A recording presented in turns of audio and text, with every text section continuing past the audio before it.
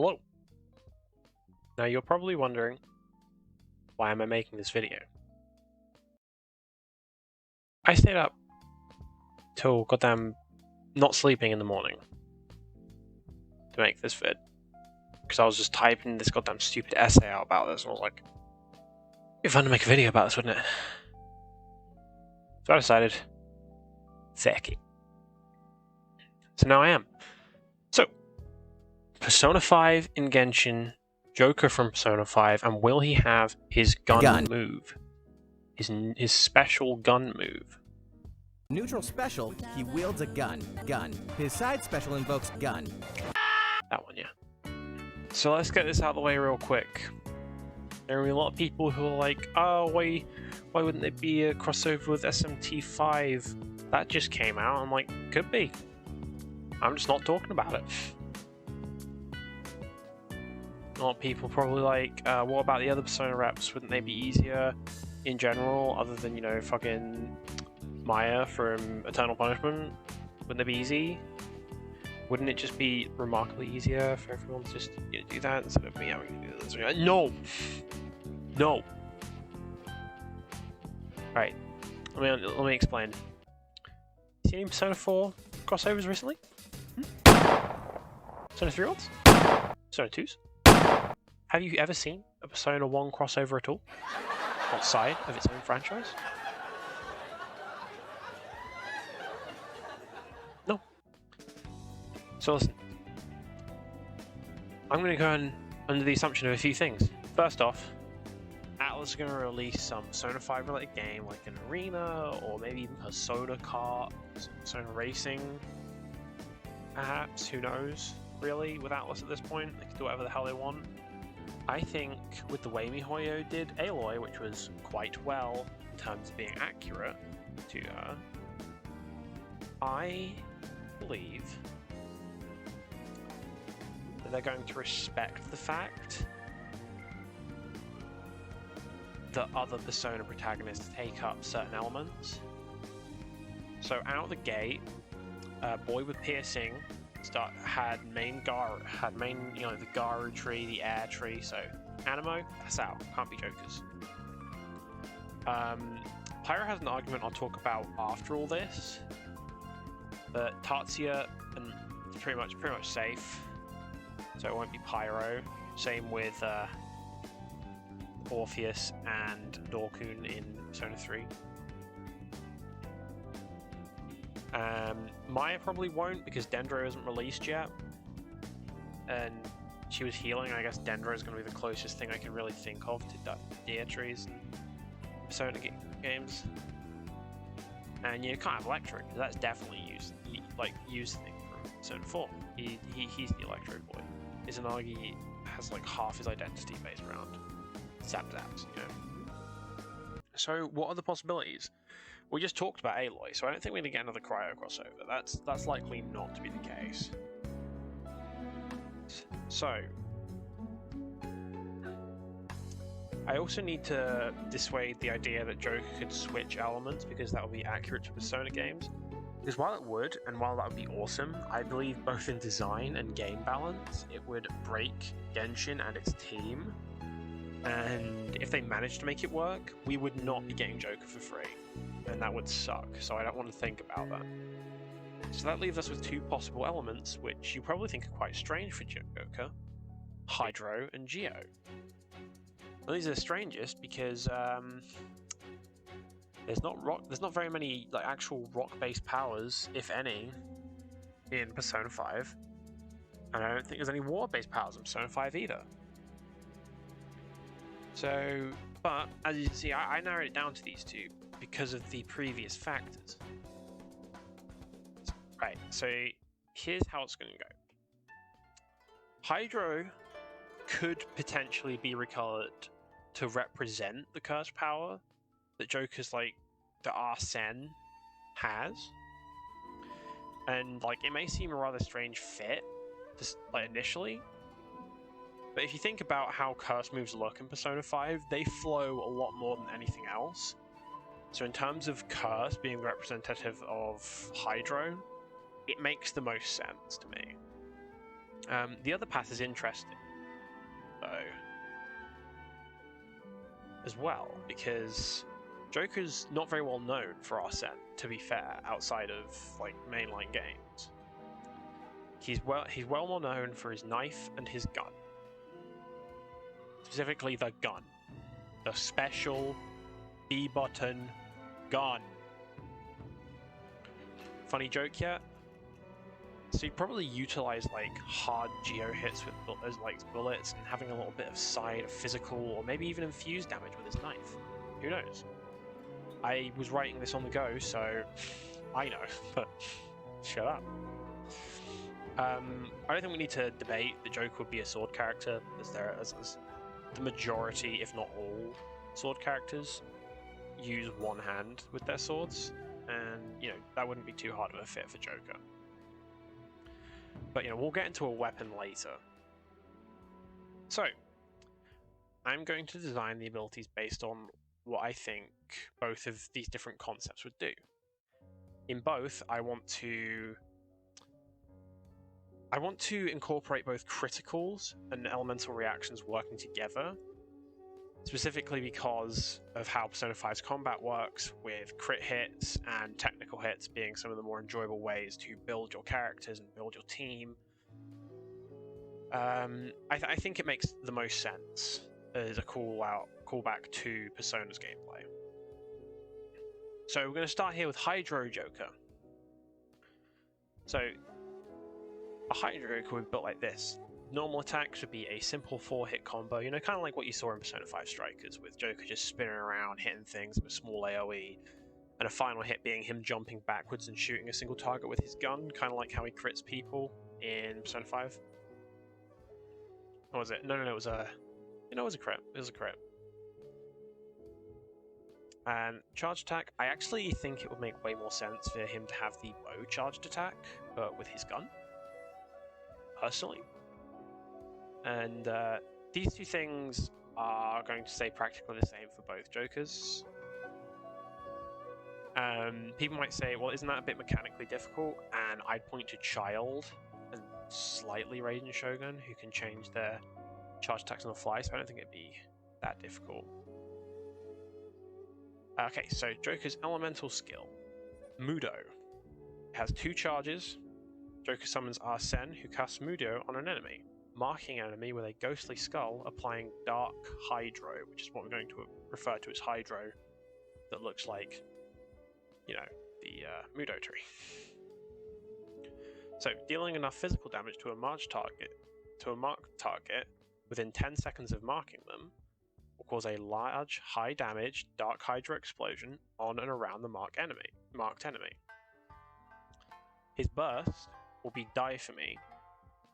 Joker will summon Alice, the ultimate death persona, best cursed persona in the game. This spawns a number of dark, hydro, evil bears who run towards the strongest enemy character, close to you. And it'll deal a moderate amount of dark hydro damage to anything it hits, and it'll drag any weaker enemies along with them. So kind of like a ground-based Venti ult, if you think about it like that. If the target character, so the one that bears are running to, die, or are dealt significant physical damage by the end of the swarm, all enemies caught in the burst... It will release a burst kind of like how Mudo does, but all enemies caught in the burst will have Mudo applied to them. So you can just go on a chain reaction of huge Hydro explosion damage. Because, we don't have a lot of Hydro DPSs in this game, I don't think. Do we have any? I'm trying to think. Child seems to be the only one in my mind. I guess Mona can be built like that, but... Anyway. Passive 1. This is the one you unlock at level 30, I think? Or is it 50? I don't know. I've got them all unlocked on my characters, so... Passive 1. Mudo detonations will immediately detonate other nearby Mudo targets. So, I think I talked about the chain reaction? Yeah, it's pretty cool. Triggering, and passive 2, triggering an elemental reaction on an enemy marked by Mudo reduces their physical resistance by 20% for 7 seconds. Basically, just makes it easier to, detonate Mudo and die for me. I should probably add that, yeah. Yeah. Marked by Mudo and die for me. That does make sense, yes. Don't worry, just me in the middle of recording changing the actual thing. His exploration passive will be the same on both characters. Phantom Thief, he'll get Joker in the party, you get 10% increased rewards from ley lines, like 1 extra purple book every now and again. Fairly sure MiHoYo aren't bad enough to deny that. Hey, I even thought of constellations, even though that's probably a waste of my time, because crossovers haven't had constellations yet. Maybe they're going to do an Aloy rerun. That's how we're getting constellations. They're going to milk us for all we got, man. Or an Aloy event. When Forbidden West comes out, that'd be nice. Anyway. C1 Hydra Joker. So Mudo increases Joker's elemental mastery by 100 while an enemy is marked. And that stacks 2 times. So that's starting to lean into some of the elemental reaction stuff.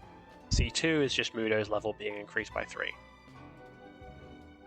C3, causing an elemental reaction with Joker increases his physical damage by 5% for every 50 elemental mastery Joker has. You were probably thinking, I build physical damage. Nah, it's an elemental mastery build, dumbass. You built it all wrong because of this one constellation. So this is just trying to, like I said before, trying to work around with Joker's crit and elemental reactions and stuff, though crit isn't actually too focused on with the Hydra Joker. We're focusing more on elemental reactions and physical damage. Because when you had Arsene, that's pretty much all you can do. And this is meant to just be kind of like Arsene and Alice thrown in because you needed a burst, right? C4 Die For Me gives Joker 2 stacks of Mudo, which allows him to exceed his usual limit.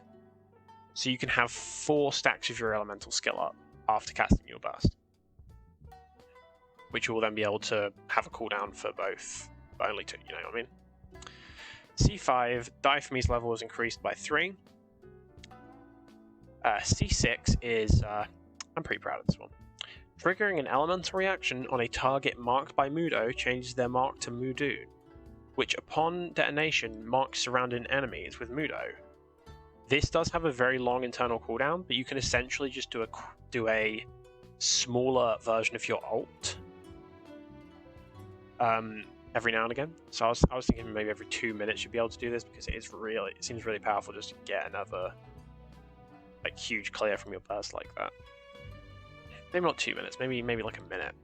Maybe even 45 seconds. Just because of how Genshin works.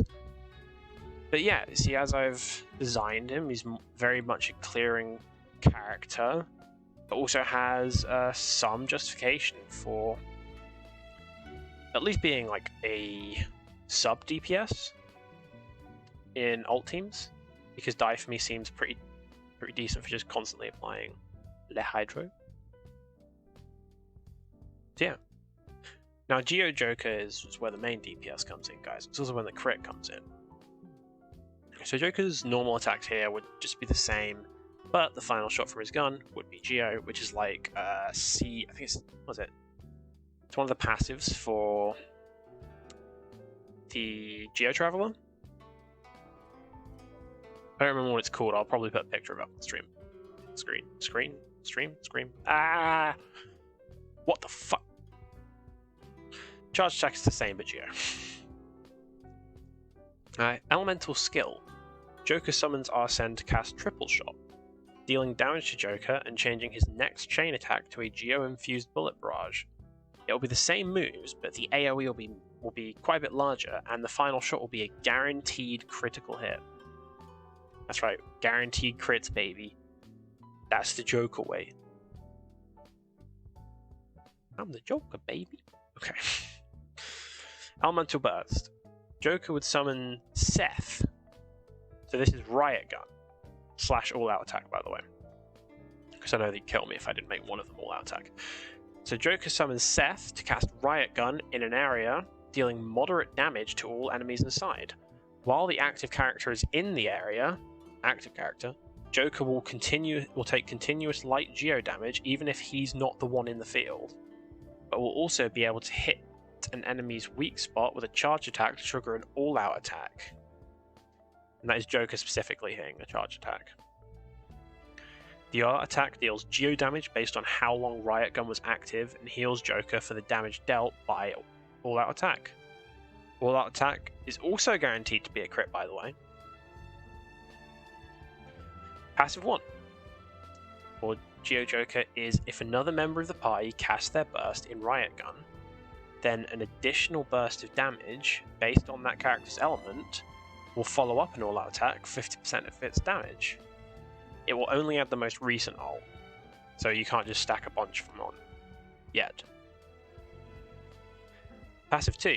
When Joker causes a crystallized reaction, he gains an additional 10% crit chance upon picking up the shield.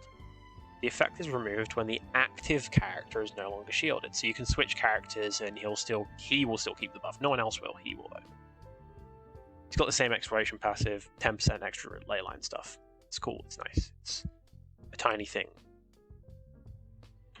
So GeoJoker's C1 is just all-out attack level was increased by 3 immediately, and C2 is also buffed to all-out attack, because now you can add an additional party member's ult to add another burst of damage. Now, for those of you crying out, but if I cast Bennett and then Ayaka, it will just do Crystallize instead. Well, I thought of that, so its all-out attack will no longer trigger Crystallization. That's right, baby, Crystallization is not going to ruin your DPS. At C3, while Joker is protected by a shield, he gains a 15% geo damage bonus. Pretty nice. Pretty pog. I want Crystallization to be used at some point in this game's lifespan. C4, causing an elemental reaction with triple shot, will now have all of Joker's attacks be guaranteed hit crits for 5 seconds. Ooh. So if you get your first hit of triple shot... No. Hold on, sorry, 1 second. My brain... it's thinking. Sorry. So, let's say you hit the first thing. Let's say you've got Raiden Shogun. You pop her E, you switch to Joker, you pop his E, and the first shot from triple shot causes Crystallize. That's it. Now, all of your attacks for the next 5 seconds are guaranteed to be crits. Pretty nutty, right? Pretty nice, right? C5 is triple shot's level is increased by 3. The C6 is that allies in Riot Gun's AoE gain a 25% crit chance bonus. So yeah, it's Joker is kind of can be actually a sub DPS as well with Riot Gun at C6, but it can also just do that. Very good for ult bursts, by the way. Once you get the passive one. So like, here's how I see it being the strongest. You do your melt first, so you go probably, I think, yeah, so you go Bennett. This is just an example, by the way. You're Bennett, Ayaka. Then you probably use something like maybe Beto's ult. And then you pop your all-out attack, and you get like a big crystal shield, and Joker now has Beto's ult on him to trigger Crystallize a bunch. It's pretty cool. This is very unscripted, by the way, if you didn't know. Oh, there's a script. It's a very loose one that I'm reading off. Just a quick note.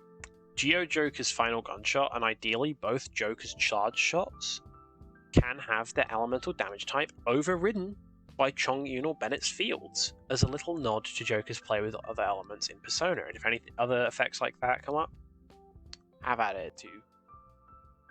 So, what about Joker's signature weapon? Because Aloy had the Predator Bow.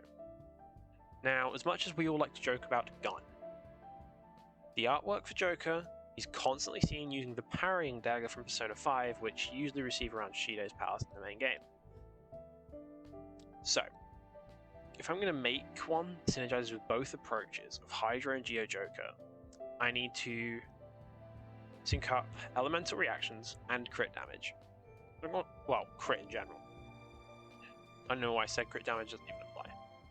So the parrying dagger is a level 90 at R1 because it's a special weapon, so it's already maxed out on refinement anyway.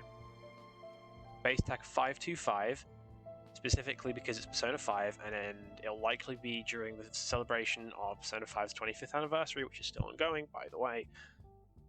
And as another reference, an elemental mastery substat of 250. Another reference to 25 something, that's pretty low. Most elemental mastery weapons get pretty high. Just wait one sec, my friends. The ability, after triggering an elemental reaction, increase your crit rate by 3% per 50 elemental mastery your character has for 5 seconds. It maxes out 6 stacks, so you can get an extra 18% critical rate. Now you might be thinking that's bad on Geojoker because crystallization sucks. But remember, Geojoker, very early in the constellations, can just snag a nice bit of crit from having a shield. So that means causing crystallization in total would get 15 plus 25. That's right, 33% additional crit chance when protected by a shield. So yeah, it's pretty decent actually. So shut up. Oh, also, the effect can only be applied every 3 seconds. It only lasts 5 seconds. So you got to be constantly doing it. You got to be smart with your elemental reactions and such. And it also gains a bonus of 77 attack when equipped by Joker. Why 77? I just chose a number. Anyway. So, what would Joker's materials be for leveling up? I think probably, well, for sure, Treasure Hoarder Insignia would be pretty big. And I think Geovisap Chunk makes the most sense, only because it switches a bunch of elements like Joker does. I also think that Star Conches would be the item that you pick up, just because of the non-enemy item you pick up. Just because it's a nice reference to Chose and the Star Stamps in Persona 5 Royal, and I think that'd be cute. Talent books would definitely be Ballad of Resistance, Teaching Resistance, etc. Just because of Persona 5 story and all that. Makes most sense. Okay, so let's get to the problems with Joker even being in the crossover. Now that I've done the interesting part, let's talk about the boring part. So Joker alongside Maya are probably one of the most difficult Persona protagonists to translate to Genshin. The only reason I think it's even possible that Joker gets in is because he's the face of the game, and P5 crossovers are rampant. I think, yesterday I saw a news article about a news thing about, oh, there's a Persona 5 crossover with a frigging poker game. Christ, dude. It's not out of the question for Genshin to cross over with them, especially during this anniversary where so much stuff is going to be announced. Another problem that I ran into is that while in my head I would believe and hope the MiHoYo devs would go with the approach I went with and try to prevent Joker from encroaching on other protagonists' main elements, they may just pick Pyro because P5 equals red and it would make a more consistent character art. In that case, I do believe Hydra Joker, with a few tweaks, could probably just swap the element to Pyro. It'd be Dark Pyro instead of Dark Hydra, but I still think it would be Curse.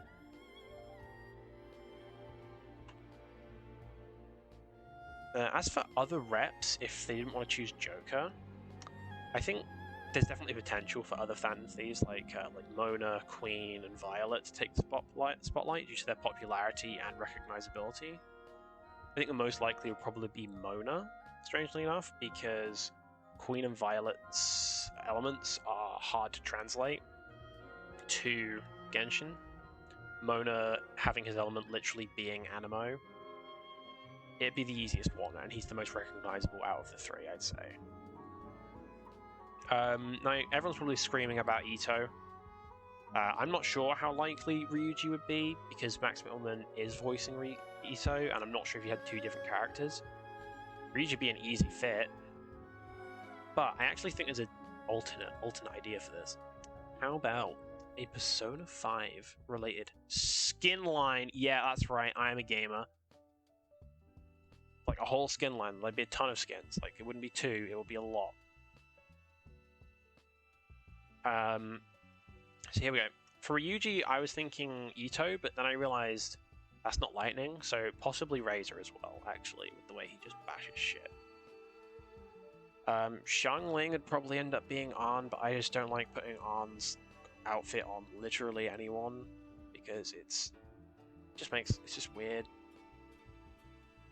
Sayu and Morgana have way too much crossover, and the costume would be stupendously easy to pull off. Ayaka would clearly be Yusuke.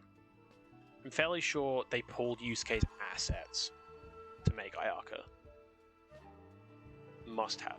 I think Kujo Sara would be Makoto, because I think closest thing to nuclear would be lightning, and she does a lot of like dodges and stuff. Oh, God, could you imagine if they're teleporting back to being Johanna, just whoosh, all the way back? That'd be sick, right? Not gonna happen though. Futaba would be Hutao just because of their personalities. That's Hutaba. Who asked? Oh, fuck. Fuck you, Joel. Noelle and Haru are too similar personality-wise for it not to be, especially with the spin to win as well. Definitely. Child and Akechi are literally the same characters, so I don't think we need any different talks. And I had a difficult time with Violet, I'll say, to avoid spoilers. But I decided on Eula just because they move and kind of they move similarly, and they kind of have similar costumes, kind of. But if we were to have an actual like different character be a protagonist from a Persona game come in, I think it's more likely that we see Yu or Makoto with perhaps Tatsuya or even the boy with an ear piercing to show up. We might actually get his name if we didn't get Joker. Most likely being Yu or Makoto. I am more on the side of Makoto just because Dorkun is in P3. And P3's been getting fucking whisperings of a goddamn remaster for ages now. People have wanted it for a while, so if there was going to be any other crossover, it would be Makoto. And I think you could very easily... Sorry, I skipped a bit there. I think there is another issue that stylistically Persona just never matched with Genshin.